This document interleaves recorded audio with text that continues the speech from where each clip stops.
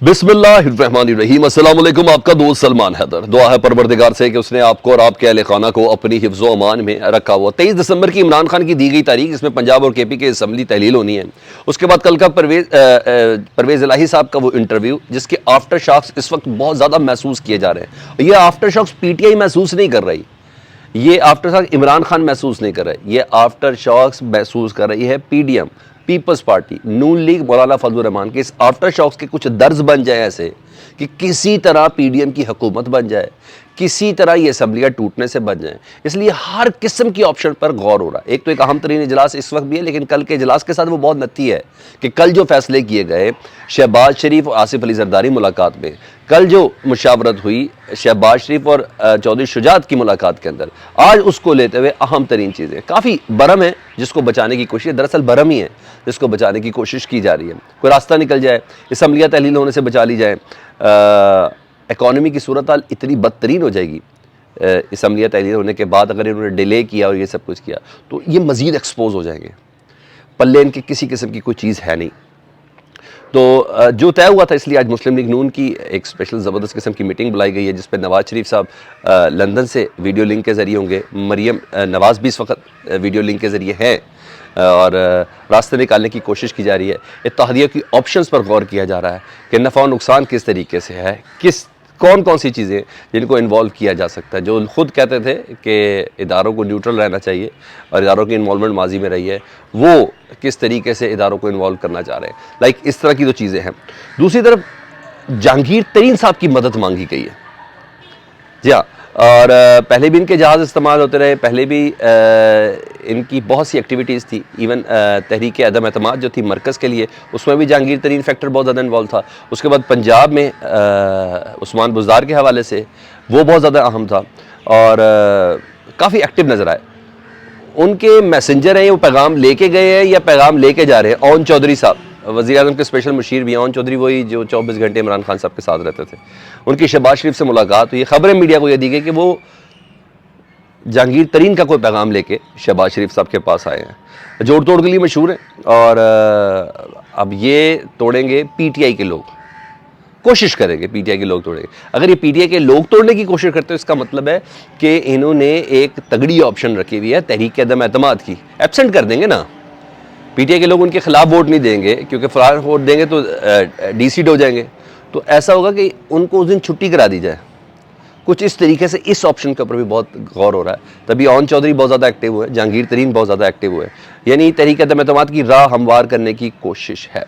अब कल peoples party और नून लीग के जरदारी साहब और शहबाज शरीफ साहब का भी इजलास हो, उसकी भी कुछ इंसाइट मुझे अभी पता चली है। उसमें यह है कि ये तय हो गया है कि परवेज़ इलाही के ख़िलाफ़ तहरीक अदम एतमाद नहीं लानी। ये डिसाइड हो गया, परवेज़ इलाही के ख़िलाफ़ तहरीक अदम एतमाद नहीं लानी। मुकम्मल परवेज़ इलाही साहब को मौका दिया जाना है कि शायद उनके अंदर कोई नरम गोशा हो जाए, शायद किसी डील की फॉर्म के अंदर आ जाए, शायद चौधरी शुजात हुसैन परवेज़ इलाही को किसी तरह कन्विंस कर ले। अगर तहरीक अदम एतमाद लानी है, वो लाएंगे स्पीकर के ख़िलाफ़ और डिप्टी स्पीकर के खिलाफ, क्योंकि ये दोनों किरदार माजी में परवेज़ इलाही की शक्ल में बहुत आम थे, दोस्त मोहम्मद मज़ारी की शक्ल में बहुत आम थे। इन्होंने अच्छा खासा लास्टिक की तरह पंजाब की हुकूमत को खींचा। फिर ये लॉन्ड्री हाई कोर्ट के अंदर भी धुली, फिर ये लॉन्ड्री सुप्रीम कोर्ट में भी जाके धुली। तो ये दो अफराद, जिसमें सिप्तान खान वगैरह, ये जो दो अफराद हैं, ये बहुत ही इंपॉर्टेंट है पाकिस्तान तहरीक इंसाफ के। तो क्योंकि ये तो बिल्कुल ब्लू ब्लड है ना पीटीआई के, परवेज़ इलाही की तरह उन्होंने कोई धमकी शमकी तो देनी नहीं है।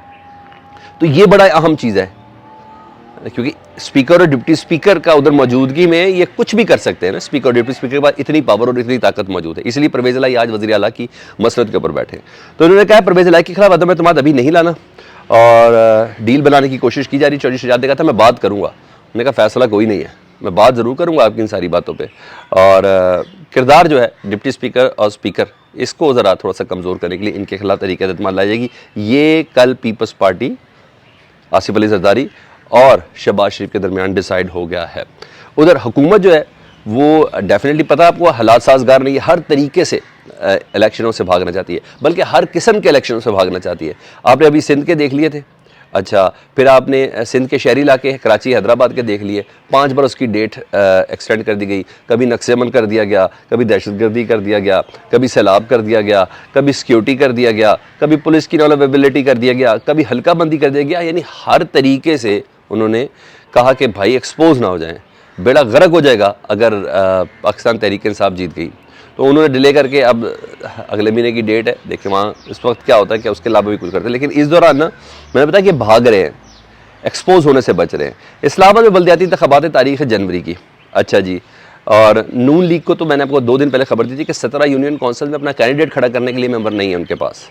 17 यूनियन काउंसिल्स में उनके पास कैंडिडेट नहीं है, कोई ऐसा बंदा नहीं जो उनकी टिकट ले सके। तो ये पोजीशन है। और वफाक में ये कैसे अफोर्ड करेंगे इतनी बड़ी शिकस्त को? बल्दियाती इंतखाब में कश्मीर में कर ली इन्होंने, पंजाब में कर ली कि भाई हमारी हुकूमत भी वफाक में, और वफाक के बल्दियाती इलेक्शन तक नहीं जीत सके। सुने ना कितनी तकलीफ दे है कि हम वफाक के बल्दियाती इलेक्शन नहीं जीत सके, तो तोहफे हम पे। तो वो इस सिचुएशन से सारी बात बचना है। हवा इस वक्त इनकी बिल्कुल मुखालिफ चल रही है।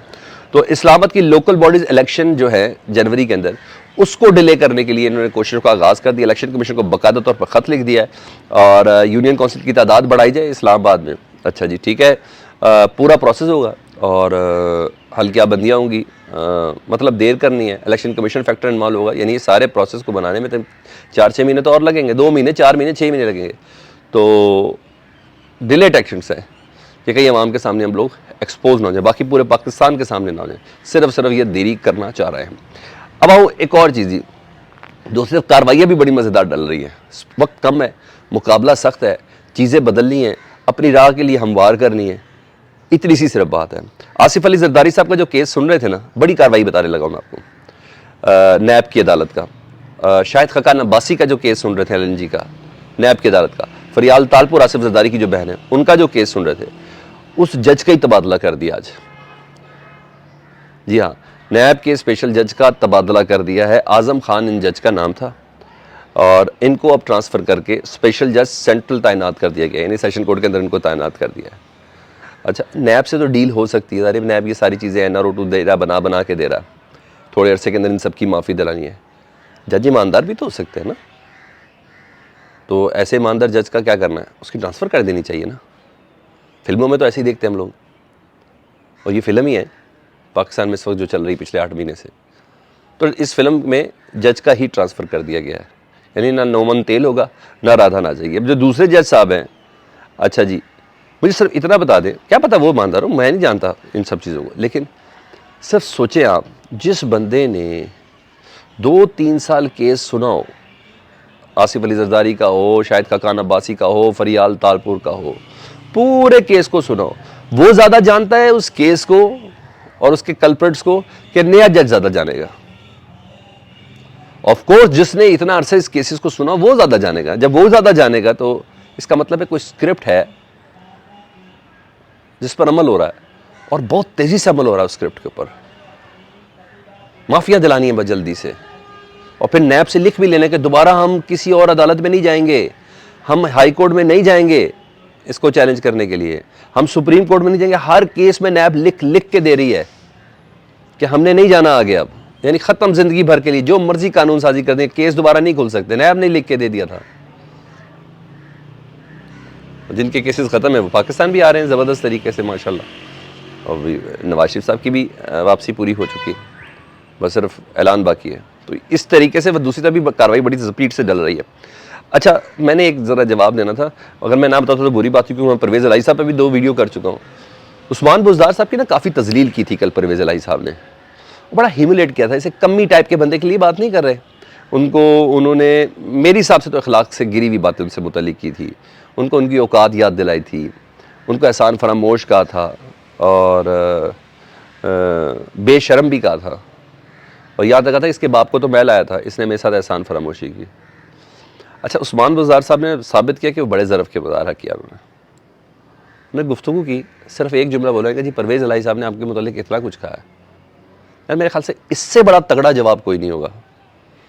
अखलाकी कदरें जो जानते हैं, शायद इससे बड़ा तगड़ा जवाब नहीं होगा। उस्मान बुज़दार से कहा कि आप परवेज़ इलाही साहब ने आपके मुतालिक इतना कुछ कहा, क्या कहेंगे आप? उन्होंने कहा मेरा पैगाम है मोहब्बत जहाँ तक पहुँचे। उन्होंने कहा आप जो मर्ज़ी कर लें, मैं आपकी रिस्पेक्ट करता हूँ, क्योंकि अभी तक पीटीआई ने कोई सरकारी रद्दमल नहीं दिया ना उस पर, कि अभी वो उस चीज़ की भी गुंजाइश नहीं है, अभी चीज़ों को प्रोसेस में लेके चलना है। तो एक अच्छे ज़रफ़ का मुज़ाहरा किया उस्मान बुज़दार ने, और मेरा ख्याल है इखलाकी तमाचा इससे ज़्यादा ज़न्नाटेदार नहीं हो सकता। फीडबैक से मुतल्लिक ज़रूर आगा कीजिएगा। अपना बहुत ज़्यादा ख्याल रखें। अल्लाहुम्मा सल्ली अला मुहम्मद व आले मुहम्मद।